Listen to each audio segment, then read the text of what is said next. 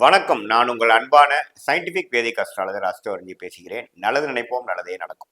தொடர்ந்து நம்மளுடைய சேனலில் வரக்கூடிய வீடியோஸ்லாம் பார்ப்பீங்க நம்புகிறேன். சயின்டிஃபிக் வேதிக் அஸ்ட்ராலஜி முறையில் அறிவியல் சார்ந்த ஜோதிட கருத்துக்களை பார்த்து கொண்டிருக்கிறோம். எந்த விதத்திலும் மிகைப்படுத்தாமல், மூட நம்பிக்கையில் போகாமல் பார்த்து கொண்டிருக்கிறோம்.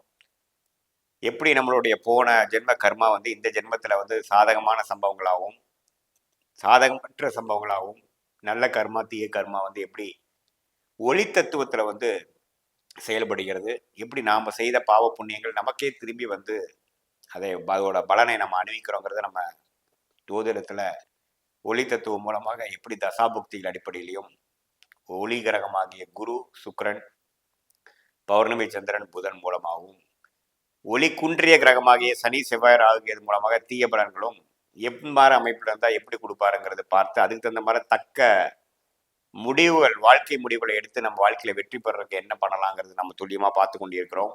அந்த வகையில பாத்தீங்கன்னா இந்த வீடியோவில் பிப்ரவரி மாதம் 2025 எத்தகைய ஒரு பலாபலன்களா இருக்க போகுதுன்னு பார்க்க போறோம். அதுக்கு முன்னாடி ஃபர்ஸ்ட் டைம் நம்மளோட சேனலுக்கு வரவங்க மறக்காம சப்ஸ்கிரைப் பண்ணுங்க. தொடர்ந்து உங்களோட வீடியோஸ் எல்லாம் நீங்க உங்களை அடையும், நம்மளோட வீடியோஸ்னால பெனிஃபிட் அடையலாம். இப்ப பாத்தீங்கன்னா பிப்ரவரி 2025 மீனராசிக்காரருக்கு எப்படி இருக்க போகுதுன்னு பார்க்கும்பொழுது, ராசி அதிபதியாகிய குரு 3ஆம் இடத்துல ரிஷபத்திலே நீடித்திருந்து 9, 7, 11ங்கிற ஒரு அருமையான பாவத்தை, அருமையான வீடுகளை பார்த்து கொண்டிருக்கிறார். ஸோ என்னதான் ராகு ராசிக்குள்ளிருந்து கேது 7ஆம் இடத்துல இருந்து மனக்குழப்பங்களும் பிரச்சனைகளும், பங்குதாரர்கள், வியாபாரம், தொழில், அது மாதிரி விஷயங்கள், மாணவர்களாக இருந்தால் மைண்டில் கொஞ்சம் கிளாரிட்டி குறைவு, டிஸ்ட்ராக்ஷன், இளத்தரசிகளுக்கும் சில குடும்பத்தில் அவ்வளோ சுபிக்ஷம் இல்லை, எல்லாத்துக்குமே வயசு வித்தியாசம் இல்லாமல் சில குழப்பத்தை கொடுக்கக்கூடிய ராகு கேதுகள் இருந்தாலும் குருவின் பார்வை ஓரளவுக்கு மீண்டு வரக்கூடிய அமைப்பு, கொஞ்சம் என்னதான் பிரச்சனைகள் இருந்தாலும் ஓரளவுக்கு ப்ரோக்ரஸ் பண்ணக்கூடிய அமைப்புகள், அப்பப்போ நம்ம கொஞ்சம் நல்லா தான் பர்ஃபார்ம் பண்ணிட்டு இருக்கோம், நல்லா தான் பலன்கள் வந்துட்டு இருக்குங்கிற மாதிரி ஒரு அமைப்பு கொடுக்குது. அதே சமயத்தில் சனி 12ஆம் இடத்துலேயே விரைய சனியாக இருக்கிறப்போ செலவுகள் அதிகமாக இருக்குது. என்ன வருமானம் வந்தாலும் செலவுக்கு குறைவே இல்லாமல் கைக்கு வந்தது ஒரு நாள் 2 நாள் கூட இல்லாமல் எல்லாமே விரயமாகக்கூடிய அமைப்புகள் இருக்கு. சுப முதலீடுகள் செய்யக்கூடிய அமைப்புகள், நல்ல ஜாதகத்துல நல்ல யோகமான தசைகள் போயிட்டு இருக்கக்கூடிய மீனராசிக்காரர்களுக்கு சுப முதலீடு செய்யக்கூடிய அமைப்புகள் 2023-24 நடந்து கூடி இருக்குது. இன்னும் 2 மாதம் அது இருக்கும். அதோட பலன்கள்லாம் அடுத்தடுத்து வரக்கூடிய அமைப்புகளை கண்டிப்பா பெறுவாங்க. இந்த பிப்ரவரி மாதம் பாத்தீங்கன்னா இந்த ஆண்டு கிரகத்தோட அமைப்பு ஓரளவுக்கு பரவாயில்ல, தப்பு இல்லை, எந்த மாற்றமும் இல்லைங்கிறது பார்த்தோம். மாத கிரகமாகிய புதன் 11ஆம் இடங்கிற லாபஸ்தானத்தில் இருக்கிறது நல்லது. பங்குதாரர்கள் மூலமாக மனைவி, பெண்ணா இருந்தால் கணவன், ஆணா இருந்தால் மனைவிங்கிற மாதிரி சில விஷயத்துல நல்ல ஒரு பெனிஃபிட்ஸும் நல்ல ஒரு அன்னோனியமும் கொடுக்கக்கூடிய அமைப்பு. புதன் என்னதான் இருந்தால் நட்பு வீட்டிலேருந்து குருவின் பார்வையில் இருக்கிறார். ஸோ அது மூலமாக சில ஆதாயம், புதிய தொடர்பு மூலமாக ஆதாயம், புதிய கான்ட்ராக்ட் கிடைக்கிறது, அது மாதிரி விஷயங்கள்லாம் மீனராசிக்காரர்களுக்கு கொஞ்சம் மேன்மையும் கொஞ்சம் பெனிஃபிட்டும் கொடுக்கக்கூடிய அமைப்புகள் இருக்க தான் செய்கிறது. மாதத்தின் இறுதியில பாத்தீங்கன்னா ஒரு 3வது 4வது வாரம் தான் 12ஆம் இடத்துக்கு போய் சில விரயங்களை கொடுக்கிறார். முதல் 2 வாரம் நல்லா யூஸ் பண்ணிக்கணும், புத்தி கூர்மையோட சில செயல்பட்டு சில விஷயங்கள் சாதிச்சுக்கணும், அதை வச்சு சில பிரச்சனைகளை சால்வ் பண்ணிக்கலாங்கிறது நீங்க தெரிஞ்சுக்கணும். மாணவர்களும் கொஞ்சம் நல்லா படிக்கக்கூடிய அமைப்பு. இது வரைக்கும் கிளாரிட்டி இல்லாதவங்க என்ன படிக்க போறோம், உயர் படிப்பு என்ன படிக்க போறோம், காம்படிட்டிவ் எக்ஸாம் ப்ரிப்பேர் பண்றவங்களாம் கொஞ்சம் ஒரு மாதிரி சோர்வா இருக்கிறவங்களுக்குலாம் ஒரு நல்ல உத்வேகம் பெற்று ஒரு கிளாரிட்டியும் ஒரு கான்ஃபிடன்ஸும் கொடுக்கக்கூடிய ஒரு அமைப்பு இருக்கு. ஒரு செல்ஃப் பிலீஃப் கொடுக்கும். என்னதான் ராகு கேதுகள் மனக்குழப்பத்தை கொடுத்தாலும் இந்த மாதத்தின் முதல் 2 வாரம் சில கிளாரிட்டியும் சில பெனிஃபிட்ஸும் கொடுக்குறாருங்கிறது நீங்க தெரிஞ்சுக்கணும். ஸோ சூரியனும் 11ஆம் இடத்துல இருக்கிறது கொஞ்சம் லாபத்தை கொடுக்கக்கூடிய அமைப்புகள் இருக்கு. கடன் மூலமாக சில அபிவிருத்தி செய்து கொஞ்சம் ஜெயிச்சுக்கலாம்.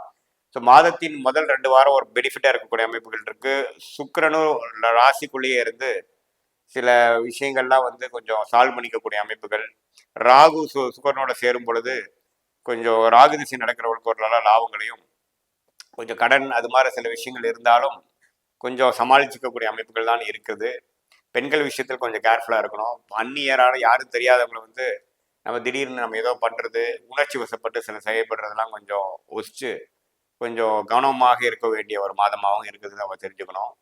ஏன்னா நம்ம இப்போ இருக்க மாதிரி தான் எப்படி இருக்கும்னு நினச்சிட்டு நம்ம கேஷுவலாக சில இது பண்ணுறது நம்ம பிற்காலத்தில் நமக்கு எதிராக போகக்கூடிய அமைப்புகள் உண்டு. இது மாதிரி மீடியா துறையில் இருக்கிறவங்களாம் கொஞ்சம் கரெக்டாக பண்ணுறது, ஏதோ தப்பா பண்றோமா, கம்யூனிகேஷன்ல கொஞ்சம் கேர்ஃபுல்லா இருக்கக்கூடிய அமைப்புகள் தேவைப்படுகிறது.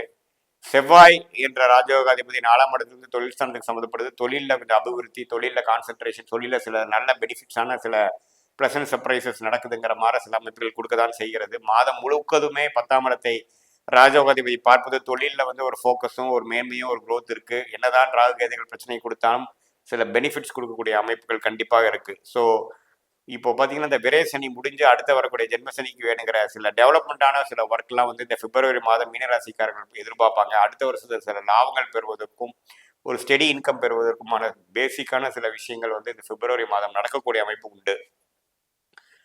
ஸோ உங்கள் ஜாதகத்தில் எப்படி ஒரு தசாபுக்திகள் போது பொறுத்து இன்னுமே துல்லியமாக நம்ம சொல்லலாம்.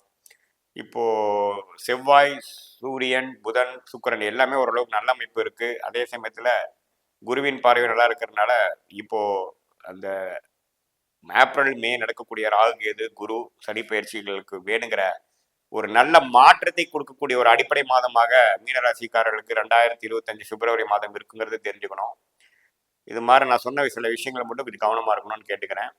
இது வந்து ஒரு பொதுவான பலனை தவிர உங்களுடைய ஜென்ம ஜாதகத்தில் நீங்கள் எந்த தேதி, எந்த நேரத்தில், எந்த ஊரில் பிறந்தீங்க, எந்த லக்னத்தில் பிறந்தீங்க, இப்போ என்ன தசாபுக்திகள் போய் கொண்டிருக்கிறது, என்ன கிரகம் உச்சம் பெற்றிருக்குது, என்ன கிரகம் நீச்சமாக இருக்கிறது, அந்த தசநாதனும் புக்திநாதனும் இப்போ நான் சொன்ன கோச்சாரத்தில் எப்படி போயிட்டு இருக்கிறார், அது மீனராசிக்கு எத்த தாக்கத்தை கொடுக்குது, இதெல்லாம் நம்ம கலந்து பார்க்கும் பொழுது ஒரு துல்லியமான short term, long term future எப்படி இருக்க போகுது, நம்ம எந்த டைரக்ஷனில் போகலாம், எந்த நேரத்தில் வேகமாக போகலாம், எந்த நேரத்தில் அடக்கி வாசிக்கணும், எந்த மாதிரி விஷயங்கள் எப்போ ஆரம்பிக்கலாம், எது மாதிரி ஒரு பலன்களை எப்போ எதிர்பார்க்கலாம் அப்படிங்கிறத வைத்து அதுக்கு தகுந்த மாதிரி உங்களுடைய வாழ்க்கையோட விஷயங்கள் ஆக்டிவிட்டீஸை வந்து திட்டமிடுதல், பிளான் பண்ணிக்கக்கூடிய அமைப்புகள் கண்டிப்பாக இந்திய வேதத்தோட மூலியமாக நீங்கள் பெற்றுக்கொண்டு அது மூலமாக பெனிஃபிட் அடையலாம்.